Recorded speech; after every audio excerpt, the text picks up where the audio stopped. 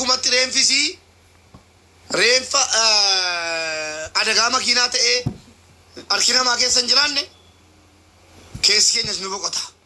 Birrii 1,000 2,000 jechuudha. Reenfa dhala keenya mana marsiifnaa jechuudha. Yoo immoo lakki argamnaan agartu jettanii murteessaa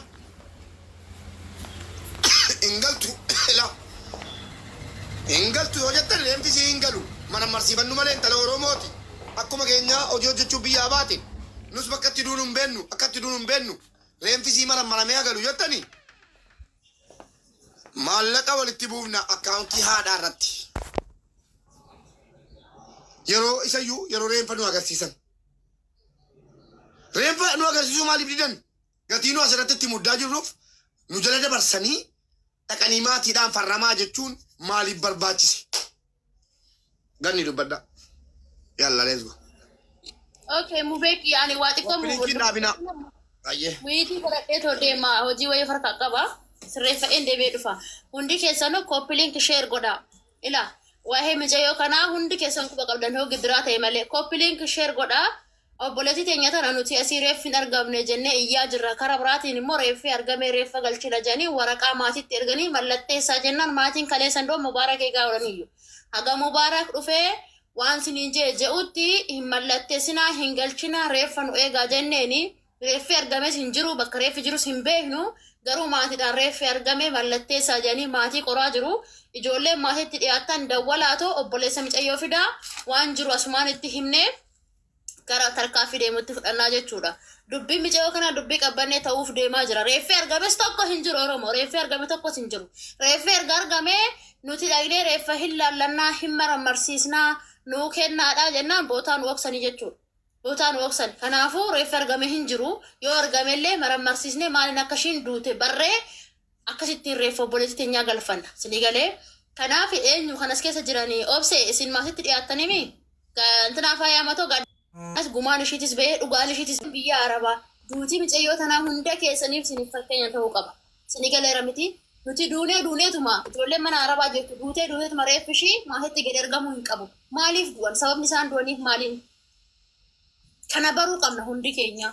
Akkasii sinin jaa maatitti dawwalaa maatiin haa dhufanii obboleessi micayyoo haa dhufu dawwalaa maatitti annan dhufa daqiiqaa muraasaan booda. Obsee maatitti dawwalaa. Ganni. Oye. Ganni warra modeetaraatiin yeroon qoosaa kan jedhu ol galchaa jedhin yeroon qoosaa kan jedhu. Innis waan naqabu qaba waan ta'eef. Micayooti amattis na ergee jira wanti isaa yeroo qoosaa jedha TikTok isaa. Lakkoofsa 8 barreessi yeroo qoosaa si haa galchanii warri modeetaraa. Please warri modeetaraa. Torba barreessaa jira kun oola. Ani modeetaraan qabu akkaman gwaara. Yeroo qoosaa kan jedhu la profaayilii gurraacha qaba. Aywa galee jira kunuun. Akkam jirtu nagaa keessanii? Yeroo saaba gara gaannu. Koppiliin kitaaba godhaa eessa namni hin jiru. Koppiliin kitaaba godhaa. Taab koppiliin godhaa hundi keessanuu. Yeroo qoosaa dubbadha ishee annan nufa daqiiqaa muraasaan booda. Haa ta'us baay'ee si dhaggeeffachaa turre hordoftoonni fi warroonni karaa garaagaraatiin gumaacha nu gootan baay'ee galatooma ulfaadhaayi. Ammallee karaa garaagaraatiin nu utubaa jirtu yaada garaagaraatiinis deeggarsa nu gochaa jirtu. Amma namummaas ta'e amma lammummaas nu bira jirtu. Baay'een namaa dhugaa keenya barbaaduudhaaf sararaarra jirtu baay'ee galatooma ulfaadhaayi. Kana qofas miti. Boruufillee namni yoo wal bira dhaabate bifa kanaan gaarii waan ta'eef egaa wanti miicoo kana wal qabachiisee dubbachuu barbaade yoo jiraate reeffi argameera maatiin akka mallatteessaniif kan jedhu gara biyyaatti wanti haasa'amu waraqaan baheera jedhamu sirriidha garuu maatiin kan inni dhaggeeffachaa jiru waan hawaasni kun jedhe yookiin immoo amma hawaasni reeffi kun miicoo keessanii kun kan keessanii yookiin immoo kan keessan miti amma jedhamee marammaramee fiizikaalli shiishii ta'uuf kan ta'e adda bahutti nuti wanti goonu tokkollee waan hin jirreef inni lammaffaan immoo humna dabalataa naannoo sannuu to'atu yookiin immoo lafa miicoon itti duutee reeffi ishii galeera yookiin immoo waajjira reeffi keessatti boqotu jira keessa gaheera kan jedhu sani namoota qabatamaa san barbaanne nuti. Namoota tokkollee baay'ee isaanii keessan dubbisne irraa miidiyaa kanarraan illee akkas jechuun barbaadu waan hin jenne hin qaba. Haa ta'u malee hordoffi nuti goonus gama keenya hin qabna. Isinillee baay'ee nu deeggaraa jirtu. Haa ta'u malee namichi du'ee jedhee reeffa mucoo kana akka biyyatti galuuf maatiin akka mallatteessaniif gochaa jiru eenyudha? Inni maal qabatamaa maal akka argee of harkaa qabu otoo barree gaariidha jedheetan yaada.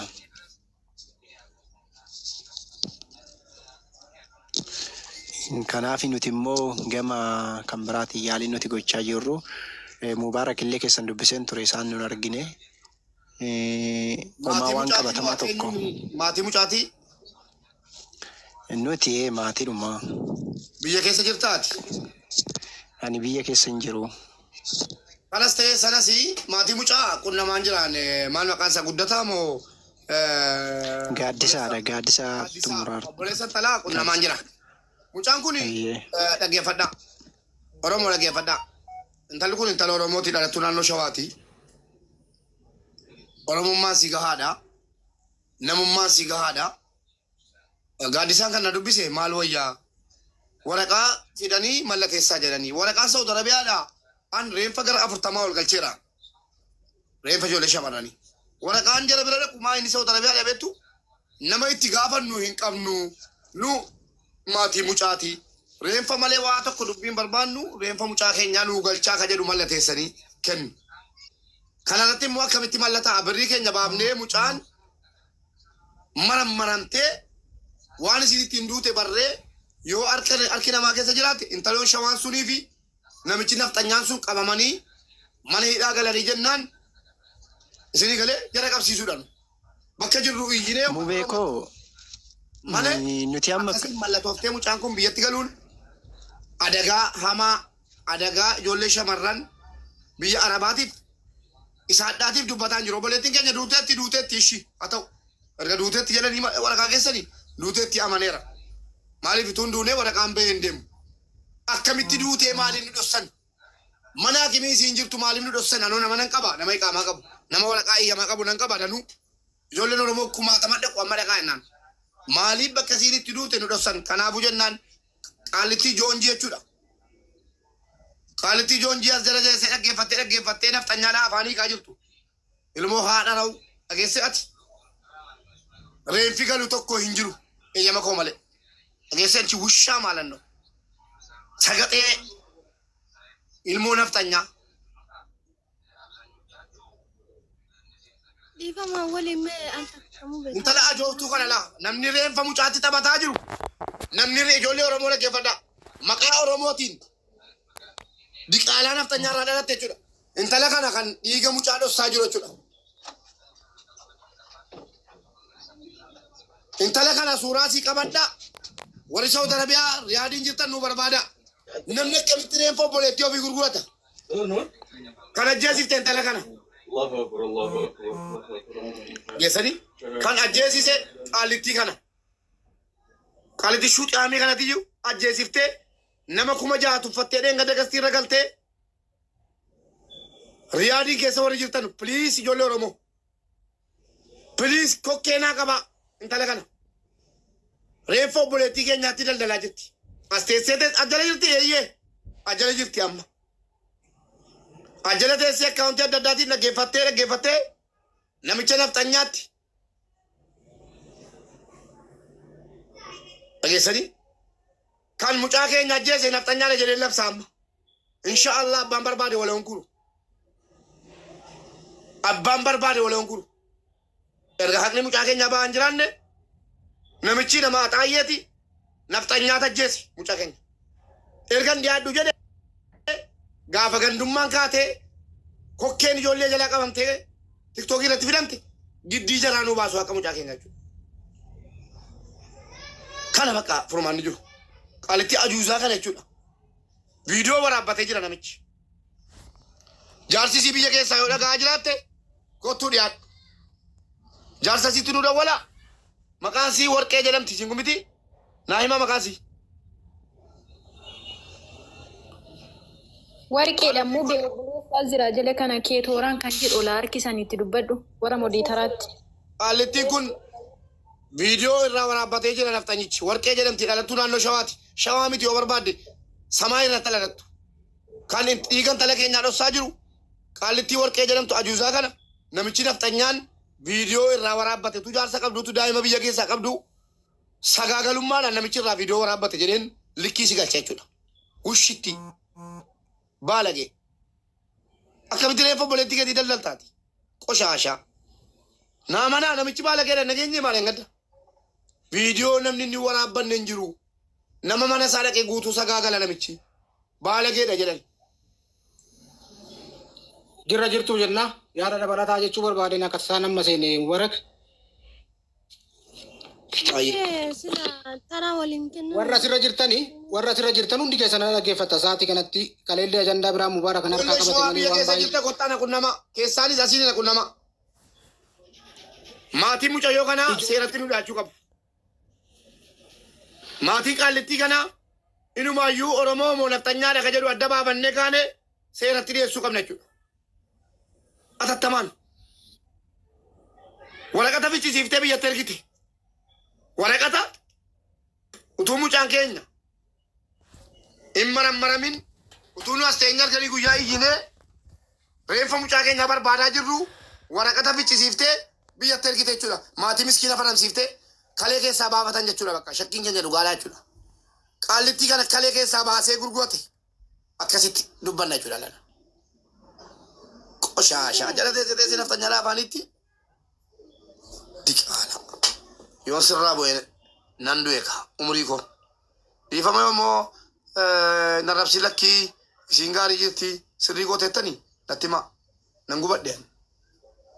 Ure gaafa deebii dabalataa jechuun kiyya waan illee wanni barbaade ani irra jabaa mucatti ajjeefte tana irratti maatii isii osoo nuuf gara seeraatiin nu dhiyaate dhugaa santu giseessan reeffi mu'etti tanallee argama jedhee yaada.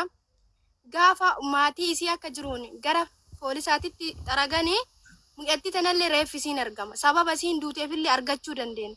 Kanaan booda dammoo falli biraan jiru osoma gara isin nu deemtaniiti warri biyya keessa jiru maatii isiiti akka wal qunnamee ati akka qunnamtuu barbaadu malee ani seeraan adeeman maatiin amma maatii gargaaruudha nu bakka maatii ammallee jechuudha ijoolleen koy maatiin dhufaniiru koy alima maatiin dhufaniiru alima ko ketoraan bagana kan dhuftee haqa haadha ka jettu maal jedha artaati komentii irratti naan galle bagana kan nu eegdanii haqa haadha moo maal ka jettu maal jettee kaati gifti keessan siif ergeera maal biyya keessaa naanan si gaafadhe nagaadha duramsa nagaan koo nagaa kooti warri biyya keessaa naqunnamaa nana si okay thank you follow si deemsa warri biyya keessaa keessattuu dhalattoonni naannoo shawaa baga naannoo gaantee intalli kun ummanni naannoo shawaa yoo hiriira ba'u ta'e maatii to'annoo jala oolchuu qabdu mee maatii gaafanna qoy maatii raayyaa fulanna qoy ketoraan Oye. Akkam jirtu nagaa keessanii mubaarak. Nagaadha wallahi carraa isin qaqqabe kanatti baay'een gaddee anis akka obboleessa tokkootti akka maatii tokkootti utuu obboleettiin koo duutee jennaan akkas ta'e baay'ee natti dhaga'ama. Akkan isinitti dhaga'amu wallaallee miti akka maatii mucaatti isiisiidha walaarti laata shaqaabattiin akka maatii mucaatti meemaa jettan. Nuti jechaadha mi'aawu namni gaafa dhalatu du'a garuu duun jechaadha akka aadaa Oromoottis akkaataa qaba. Nuti garuu du'a lama duune yookaan obboleettii keenya arganneen awwaallan yookaan yakkamaan kun seera jala nuuf hin oolle jirti jechuudhaaf nutti ulfaata duute jechuudhaaf nutti ulfaata. Nuti galgalaaf ganama maal dhageenya jennee jechaadha galgalaaf ganama waa tokko eegna nuti kaleessa abbaan jechaadha warra to'annoo seeraa jala oolchu jennee obboleessa to'annoo seeraa jala oolchu jennee yaannani